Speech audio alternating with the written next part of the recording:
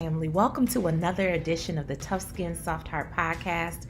This is our sacred place, our healing space, our gathering place where we gather as a family of difference makers who have committed our lives to leading, loving, and serving in our homes, in our marketplaces, and in our communities.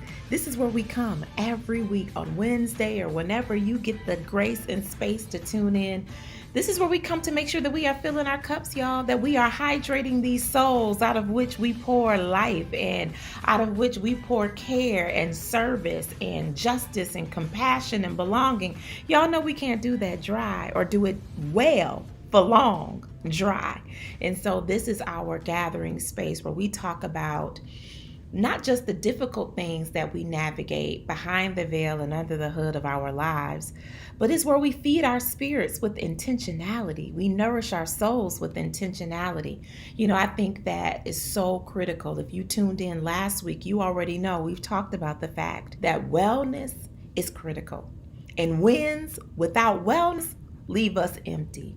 And that's not how we want to journey through 2022. So I've even got my water in my old school, but still good school, Rockstar Woman cup as we just really dive into some conversation. And if you've been a part of the family for any length of time, you know, typically every season, there is some animal that I draw inspiration from. If you've tuned into some of our other seasons, go back and listen. There was an episode where I talked about a turkey that was an urban turkey, a cityfied turkey that was standing in the middle of the street and caused traffic to move around it. This turkey was so regal and just took up space and inspired me to think about not shrinking. We're done shrinking. We are taking up space. We are taking up room in all our regality and all of our beauty and the beauty that makes us who we are. And so go back and listen to that episode. It's a good one. We laugh, but I just believe that nature contains so much wisdom to inspire us. And so I have another animal this year. I don't know why animals speak to me in this season of my life and leadership, but I'm going to share this story with you all, and I hope that you get some inspiration from Sister Tina the way that I did. So over the holiday season, we surprised our son and we went to Disney. As a family, we have been saving up to go to Disney for about 2 years. Pandemic shifted things, and then we decided to wait for this year because Disney turned 50 this year. And so we didn't tell Deuce. We've been saving in the jar. He sees us saving. We talk about saving, but he literally did not know we were going to Disney until we exited the plane in Florida and we told him, ta-da, like we out here, we're going to Disney. And so we ended up staying at Animal Kingdom. Deuce loves animals. I love animals. And we were just really excited to stay at Animal Kingdom. So the room that we stayed at the Jumbo Lodge, if anybody has been to the Animal Kingdom or been to Disney, and there was this small balcony off of our room. And so every morning, I'm the early riser in the family. I would get up, get breakfast settled for everyone, and then I would sit in the chair out on this little mini balcony and just have my quiet time, my peace time before we hit the streets and started to do miles on miles on miles at the parks. And so where we stayed, the reason we had this small balcony was because at Animal Kingdom, at this particular lodge, they allow animals to roam freely in the morning. So in the morning, you know, one morning I would see zebras, I would see giraffes, but I don't know, maybe it was like day 2. They started to allow this one particular ostrich to be in the space. And I don't know what it was about the ostrich and me, but literally the ostrich would come and stand directly in front of our room and just stare at me for the entire 40 minutes or 30 minutes that I would be outside. And it got to the point at one point I said, can she get up here?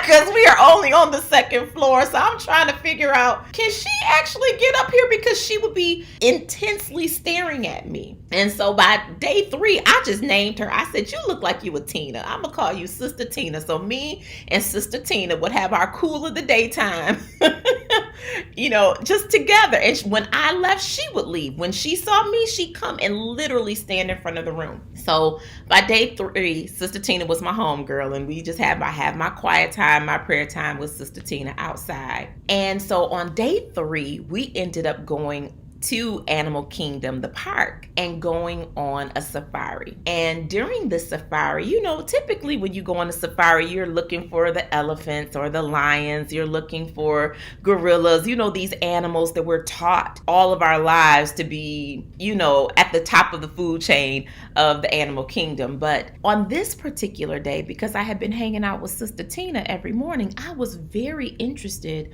when we got to the cluster of ostriches. And our tour guide began to tell me that these kind of did you know things about an ostrich that I did not know. And one of the things that they said is that an ostrich can kill an adult male lion with one kick. I said, shut the front door. I said, Sister Tina, you out here kicking and killing lions? I never knew that. And then the tour guide shared with us that an ostrich cannot fly. And while most people focus on that, what their wings can do is that ostriches can go really fast, up to like 43 miles per hour.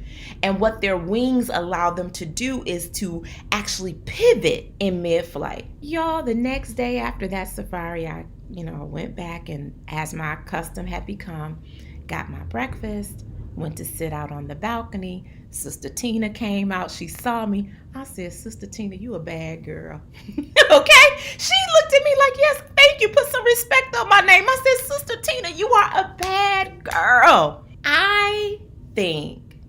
I know that often we show up like ostriches in a world that is crafted under a lion narrative. That often we have strengths and talents and gifts and abilities that make us lethal, y'all.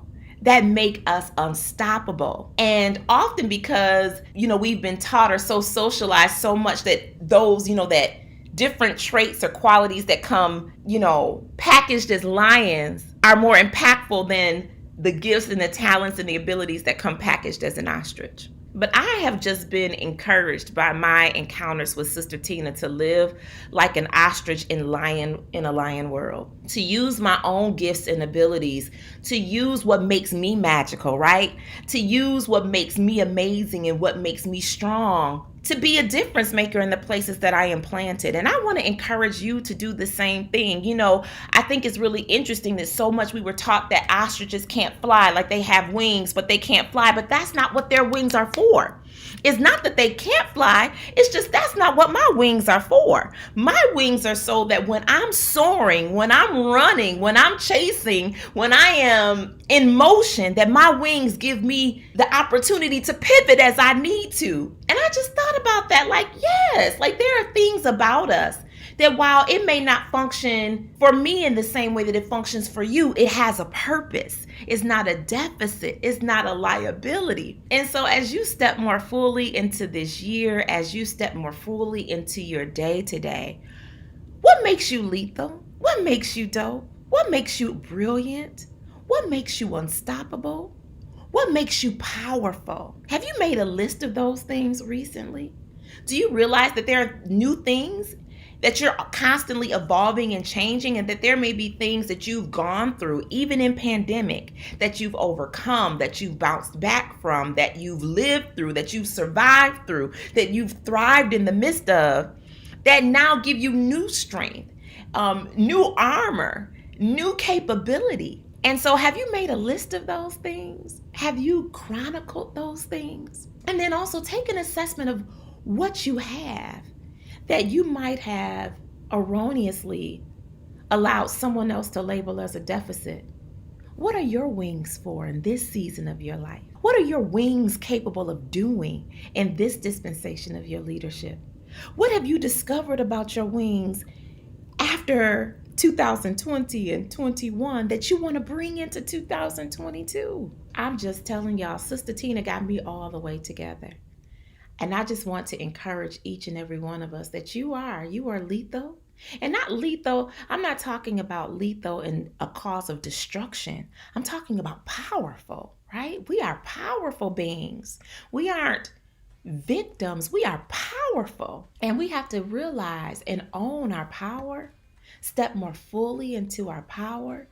And then also recognizing that what are my wings, in this season of your life?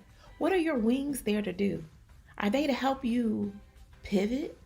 Are they there to help give you wind and momentum? What are they there for? I hope y'all have been just as inspired by Sister Tina as I have been. And I am excited to see, we don't know what 2022 is going to hold, but I do know that leaning more into your power, being a source of helping other people to activate and walk in their power, and redefining and using your wings to help you soar is going to be critical. I love y'all and I'm thinking of you. Until next time.